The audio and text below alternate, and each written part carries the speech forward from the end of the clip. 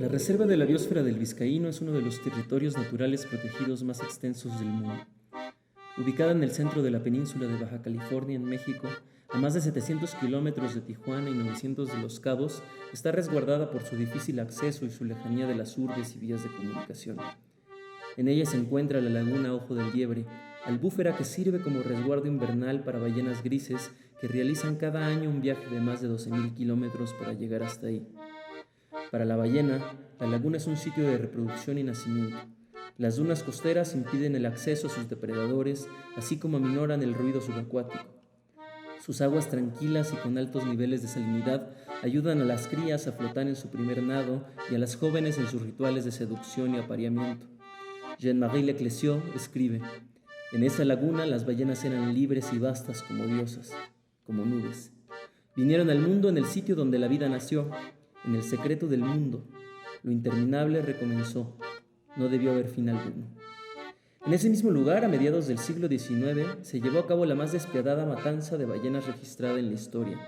Atrapadas por el estrecho que conduce al mar, los cetáceos fueron exterminados en pocos años y la especie se consideró prácticamente extinta a finales de ese siglo. Desaparecida del Atlántico, sobrevivió un pequeño grupo en el Pacífico Oriental que, gracias a la moratoria de caza, hoy en día supera en número los 20,000 individuos. A pesar de esto, la población de ballenas encuentra graves riesgos para su supervivencia en un mar cada vez más industrializado y ruidoso. La laguna Ojo del Liebre es en todo sentido un refugio que garantiza su supervivencia. Es también el único sitio del mundo donde presentan contactos amistosos reiterados. Llamadas antiguamente el pez del diablo, las ballenas grises han cambiado su comportamiento en las últimas décadas. Hoy en día conviven con las pequeñas embarcaciones que se introducen en este cuerpo de agua, a las que ofrecen su danza en amistosos gestos y su susurro incomprensible para el género humano. Parecieran, inauditamente, habernos perdonado. ¿Tenía sentido un gesto nuestro de reconciliación? Creemos que sí. En febrero de 2017, el Stultifera Navis Institutum realizó una primera expedición al centro de la península de Baja California con un propósito específico: leerle poesía a las ballenas. Situarse en ese sitio era una invectiva para subvertir la historia de esa geografía y ensayar nuevas posibilidades de interacción. Ahí donde se había infringido mayor daño a la ballena se le otorgaba el mejor acto humano posible. Para sorpresa de la tripulación, los cetáceos resultaron grandes entusiastas de la lírica humana. Esto se confirmó en una segunda expedición en marzo de 2017. En esta ocasión, y con la colaboración de voluntarios de distintas disciplinas artísticas, se buscó realizar una interpretación más integral del contexto ambiental en relación con elementos simbólicos universales.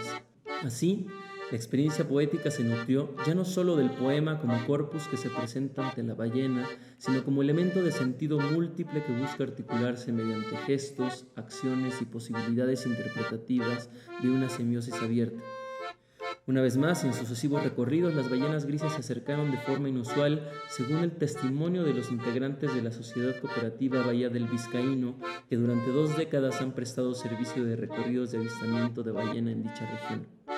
Dentro de la laguna es común que las ballenas grises se acerquen en embarcaciones con niños, pero no de forma reiterada y por tiempo tan prolongado.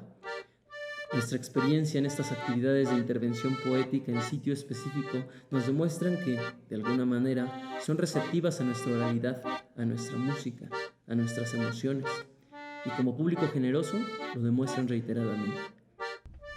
Eres más hermosa que el relincho de un potro en la montaña, que la sirena de un barco que deja escapar toda su alma, que un faro de la neblina buscando a quien salvar. Se pierde la tolerancia práctica, pierde el mundo de la tormenta invisible, pues toda esa presenta es peligrosa, presente armonía sin fatiga ni fatiga, elemento de lágrimas. Los estudios sobre el lenguaje de las ballenas son exiguos. Sin embargo, algunos científicos dedicados al tema, como Luke Rendell o Hal Whitehead, comienzan a afirmar que la cultura no es propiedad exclusiva del ser humano. El teatro emergente que hemos creado cada invierno, con una pequeña barca como única escenografía, la laguna a la que aprenden a volver, fotografía de su origen, constituye un patrimonio emocional de memorias colectivas expresadas en elegías subacuáticas que hoy en día, ciertas mañanas, encuentran compañeros de canto.